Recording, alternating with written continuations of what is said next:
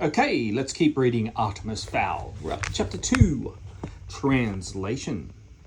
By now, you must have guessed just how far Artemis Fowl was prepared to go in order to achieve his goal. But what exactly was this goal? What outlandish scheme would involve the blackmailing of an alcohol-addicted sprite? The answer was gold. Artemis's search had begun 2 years previously when he first became interested in surfing the internet.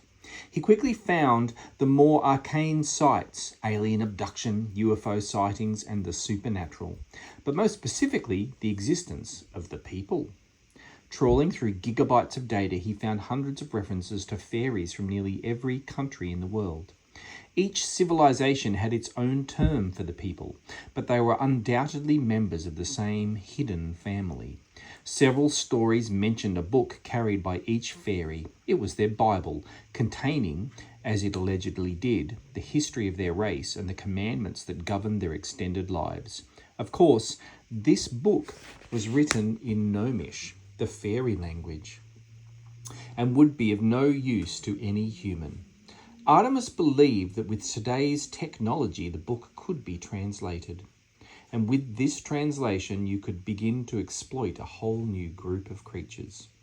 Know thine enemy was Artemis's motto, so he immersed himself in the lore of the people until he had compiled a huge database on their characteristics. But it wasn't enough, so Artemis put out a call on the web. Irish businessmen will pay a large amount of US dollars to meet a fairy, sprite, leprechaun, pixie. The responses had been mostly fraudulent, but Ho Chi Minh City had finally paid off. Artemis was perhaps the only person alive who could take full advantage of his recent acquisition.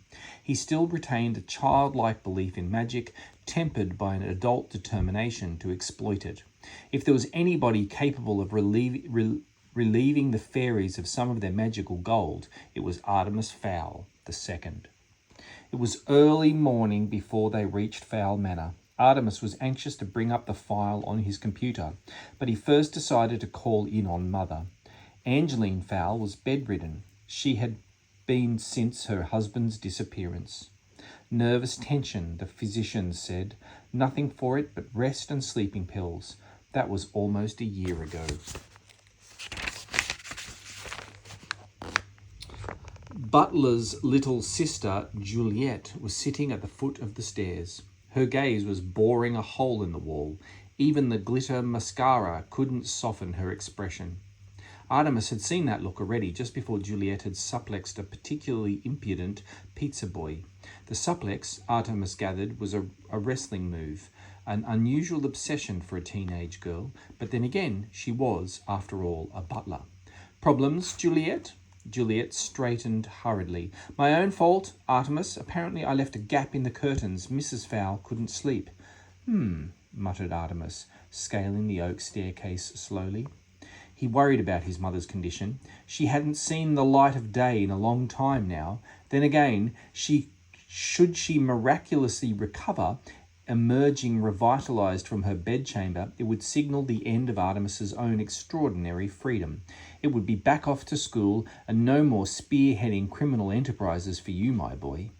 He knocked gently on the arched double doors. Mother, are you awake? Something smashed against the other side of the door. It sounded expensive. Of course I'm awake. How can I sleep in this blinding glare? Artemis ventured inside. An antique four-poster bed threw shadowy spires in the darkness, and a pale sliver of light poked through a gap in the velvet curtains. Angeline Fowl sat hunched on the bed, her pale limbs glowing white in the gloom. Artemis, darling, where have you been? Artemis sighed. She recognized him. That was a good sign. School trip, Mother. Skiing in Austria. Ah, skiing, crooned Angeline. How I miss it. Maybe when your father returns. Artemis felt a lump in his throat.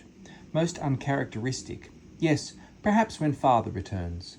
Darling, could you close those wretched curtains? The light is intolerable. Of course, Mother. Artemis felt his way across the room, wary of the low-level clothes chests scattered around the floor. Finally, his fingers curled around the velvet drapes. For a moment he was tempted to throw them wide open. Then he sighed and closed the gap. "Thank you, darling. By the way, we really have to get rid of that maid. She is good for absolutely nothing." Artemis held his tongue. Juliet had been a hard-working and loyal member of the Fowl household for the past 3 years. Time to use Mother's absent-mindedness to his advantage. "You're right, of course, Mother. I've been meaning to do it for some time. Butler has a sister I believe would be perfect for the position. I think I've mentioned her." "Juliet?" Angeline frowned. "Juliet? Yes, the name does seem familiar. Well, anyone would be better than that silly girl we have now. When can she start?" "Straight away. I'll have Butler fetch her from the lodge." "You're a good boy, Artemis. Now give Mummy a hug." Artemis stepped into the shadowy folds of his mother's robe. She smelled perfumed, like petals in water. But her arms were cold and weak. "Oh, darling," she whispered, and the sound sent goosebumps popping down Artemis's neck. "I hear things at night. They crawl along the pillows and into my ears." Artemis felt that lump in his throat again. "Perhaps we should open the curtains, Mother." "No," his mother sobbed, releasing him from her grasp. "No, because then I could see them too." "Mother, please." But it was no use. Angeline was gone. She crawled to the far corner of the bed, pulling the quilt under her chin. Send the new girl." "Yes, Mother." "Send her with cucumber slices and water." "Yes, Mother." Angeline glared at him with crafty eyes. "And stop calling me Mother. I don't know who you are, but you're certainly not my little Artie." Artemis blinked back a few rebellious tears. "Of course. Sorry, sorry." "Don't come back here again, or I'll have my husband take care of you. He's a very important man, you know." "Very well, Mrs. Fowl. This is the last you'll see of me." "It had better be." Angeline froze suddenly. "Do you hear them?" Artemis shook his head. "No, I don't hear any. They're coming for me. They're everywhere." Angeline dived for covers beneath the bedclothes. Artemis could still hear her terrified sobs as he descended the marble staircase. The book was proving far more stubborn than Artemis had anticipated. It seemed to be almost actively resisting him. No matter which program he ran it through, the computer came up blank. Artemis had copied every page, tacking them to the walls of his study. Sometimes it helped to have things on paper. The script was like nothing he'd seen before, and yet it was strangely familiar.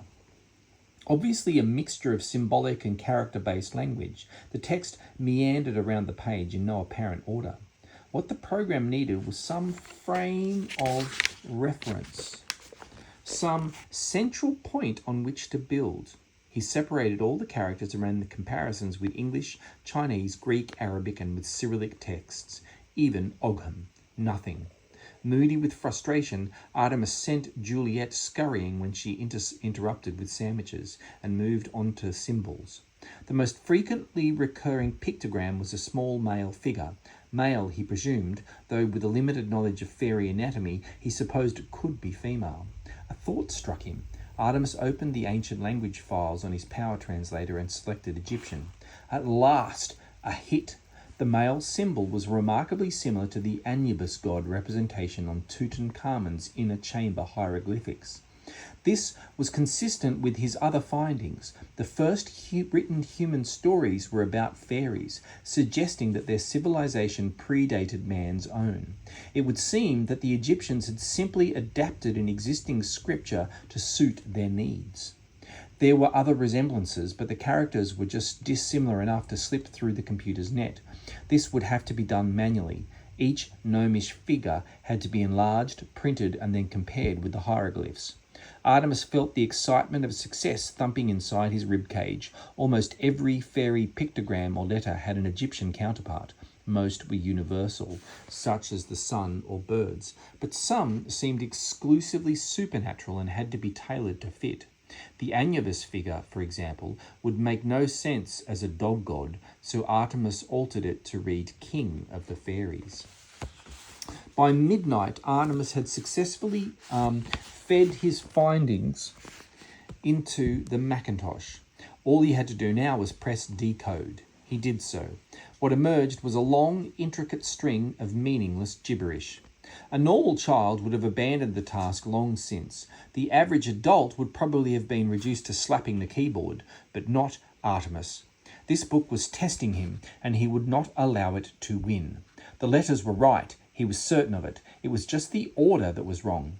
Rubbing the sleep from his eyes, Artemis glared at the pages again. Each segment was bordered by a solid line. This could represent paragraphs or chapters, but they were not meant to be read in the usual left to right, top to bottom fashion. Artemis experimented. He tried the Arabic right to left and the Chinese columns. Nothing worked. Then he noticed that each page had one thing in common, a central section. The other pictograms were arranged around this pivotal area. So, a central starting point perhaps, but where to go from there? Artemis scanned the pages for some other common factor. After several minutes he found it. There was on each page a tiny spearhead in the corner of one section. Could this be an arrow? A direction? Go this way, so the theory would be, start in the middle and follow the arrow, reading in spirals. The computer program wasn't built to handle something like this, so Artemis had to improvise. With a craft knife and a ruler, he dissected the first page of the book and reassembled it in the traditional Western languages order, left to right, parallel rows. Then he rescanned the page and fed it through the modified Egyptian translator. The computer hummed and whirred, converting all the information to binary. Several times it stopped to ask for confirmation of a character or a symbol. This happened less and less as the machine learned the new language. Eventually 2 words flashed on the screen. File converted. Fingers shaking from exhaustion and excitement, Artemis clicked print. A single page scrolled from the laser writer. It was in English now. Yes, there were mistakes, some fine-tuning needed, but it was perfectly legible and, more important, perfectly understandable. Fully aware that he was probably the first human in several thousand years to decode the magical words, Artemis switched on his desk light and began to read. The Book of the People, being instructions to our magics and life rules. Carry me always, carry me well. I am thy teacher of herb and spell. I am thy link to power arcane. Forget me and thy magic shall wane. 10 times 10 commandments there be. They will answer every mystery. Curses, curses, alchemy. These secrets shall be thine through me. But Fairy, remember this above all, I am not for those in mud that crawl, and forever doomed shall be the one who betrays my secrets one by one. Artemis could hear the blood pumping in his ears. He had them. They would be as ants beneath his feet. Their every secret would be laid bare by technology. Suddenly the exhaustion claimed him and he sank back in his chair. There was so much yet to complete. 43 pages to be translated for a start. He pressed the intercom button that linked him to speakers all over the house. Butler, get Juliet and come up here. There are some jigsaws I need you to assemble. Perhaps a little family history would be useful at this point. The Fowls were, indeed, legendary criminals. For generations they had skirmished on the wrong side of the law, hoarding enough funds to become legitimate. Of course, once they were legitimate, they found it not to their liking and returned almost immediately to crime. It was Artemis I, our subject's father, who had thrown the family fortunes into jeopardy. With the breakup of communist Russia, Artemis Sr. had decided to invest a huge chunk of the Fowl fortune in establishing new shipping lines to the vast continent. New consumers, he reasoned, would need new consumer goods. The Russian mafia did not take too kindly to a Westerner muscling in on their market, and so decided to send a little message. This message took the form of a stolen missile launched at the Fowl Star on her way past Murmansk. Artemis Sr. was on board the ship, along with Butler's uncle and 250,000 cans of cola. It was quite an explosion. The Fowls were not left destitute, far from it, but billionaire status was no longer theirs. Artemis II vowed to remedy this. He would restore the family fortune, and he would do it in his own unique fashion. Once the book was translated, Artemis could begin planning in earnest. He already knew what the ultimate goal was. Now he could figure out how to achieve it. Gold, of course, was the objective, the acquisition of gold. It seemed that the people were almost as fond of the precious metal as humans. Each fairy had its own cache, but not for much longer if Artemis had his way. There would be at least one of the fairy folk wandering around with empty pockets by the time he'd finished. After 18 solid hours of sleep and a light continental breakfast, Artemis climbed to the study that he had inherited from his father.